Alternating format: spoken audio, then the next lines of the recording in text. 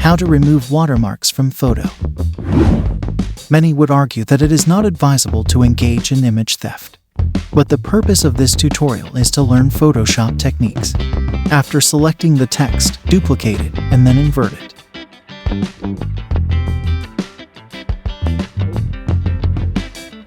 Change the blending mode to color dodge and duplicate it again.